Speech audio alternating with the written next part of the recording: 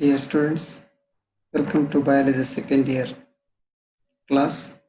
We were studying the unit called the ecology. In that, the chapter that we are studying is the ecosystem.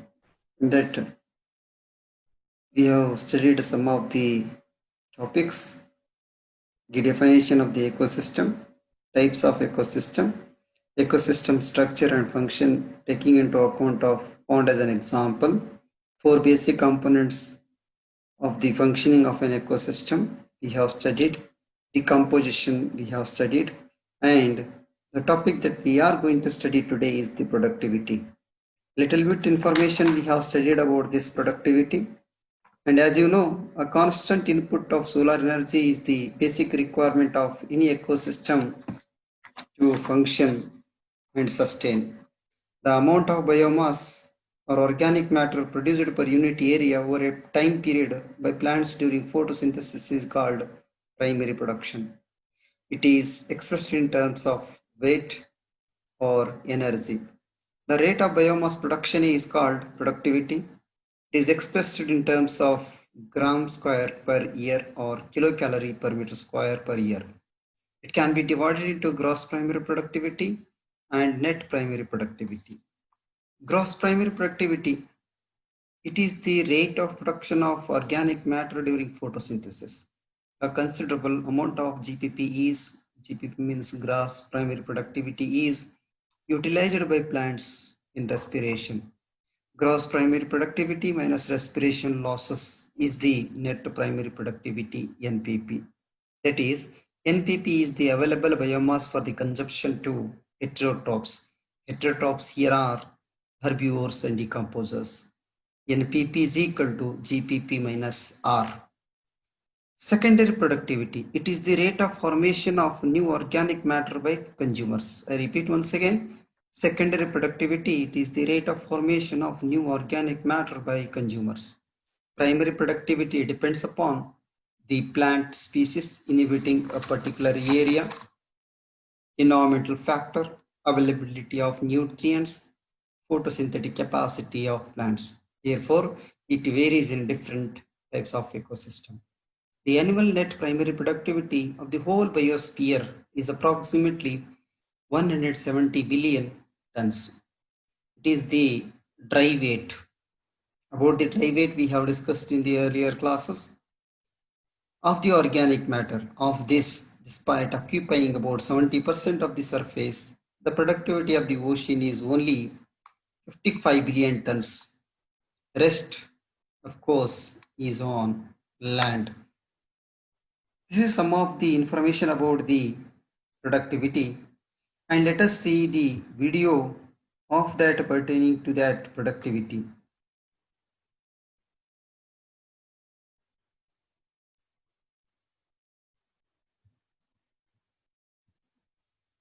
The amount of biomass varies from one ecosystem.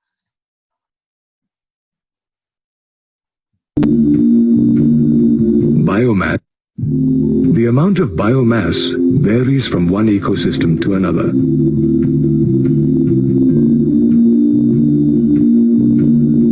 Biomass is the mass of living organisms or the organic matter in a unit area of an ecosystem at a given time.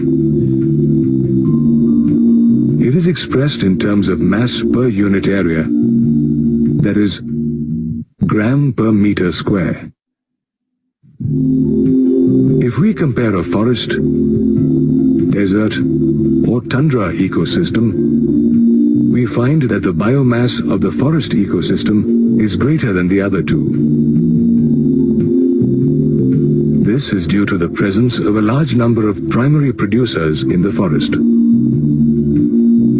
Primary producers are organisms that can produce biomass from inorganic substances. They typically include photosynthetically active organisms such as plants, cyanobacteria or blue-green algae, and other unicellular organisms.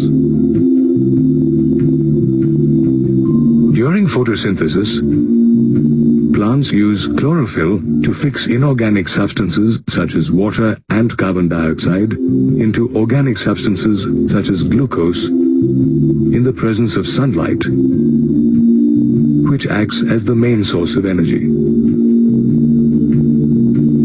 So the light energy of the sun is converted into chemical energy of glucose or sugars. The glucose thus produced is converted into starch for storage in plants, or may be combined with other nutrients such as nitrogen, phosphorus or sulfur to produce other complex molecules such as proteins or nucleic acids, and is stored as biomass. Therefore, the amount of biomass produced per unit area by plants through photosynthesis is called primary production.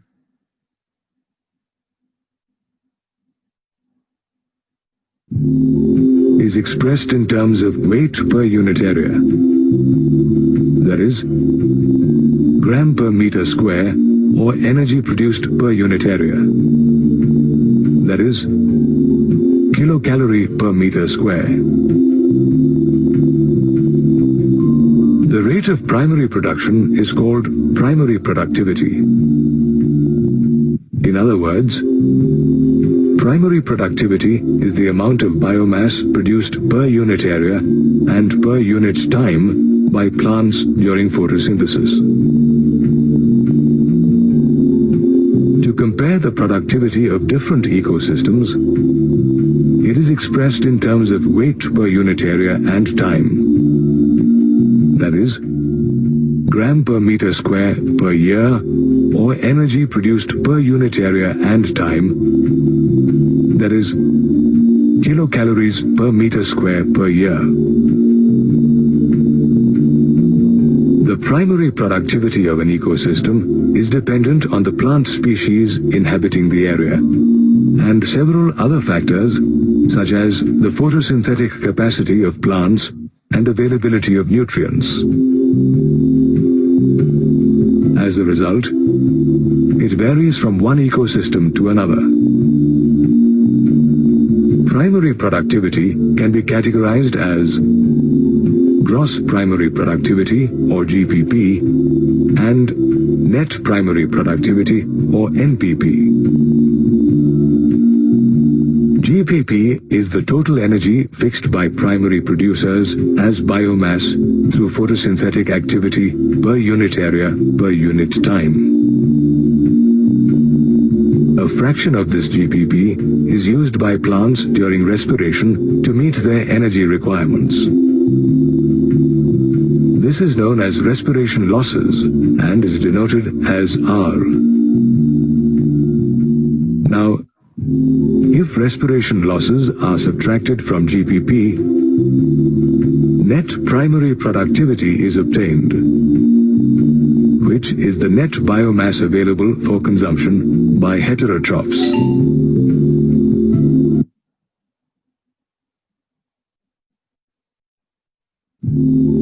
Heterotrophs such as herbivores, carnivores, omnivores, and decomposers feed on this net biomass available either directly or indirectly, and convert chemical energy of their food into their own biomass. The rate of formation of biomass by consumers, or the amount of biomass formed per unit area and time by consumers, is called secondary productivity. A part of the food consumed by heterotrophs is assimilated and is used for various metabolic activities such as respiration, growth, and reproduction, and the remaining is stored as biomass. Thus, the food or energy assimilated and stored by autotrophs is passed on to the consumers. Moreover, the efficiency with which this energy transfer takes place from one trophic level to the other is called energy efficiency. Did you know that the biosphere produces about 170 billion tons of net organic matter annually? However, The ocean accounts for just 55 billion tons of organic matter, even though it occupies 70% of the Earth's surface.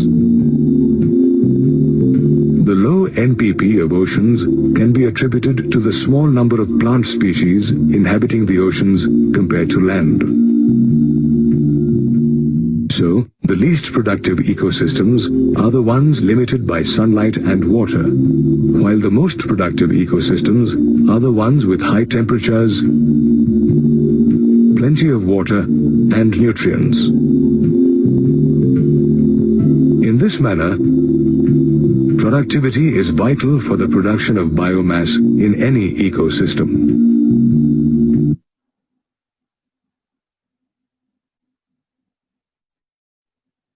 So, thank you all of you. In the next class, we'll see the energy flow in an ecosystem. How the energy will be flowing in the ecosystem, we'll see in the next topic.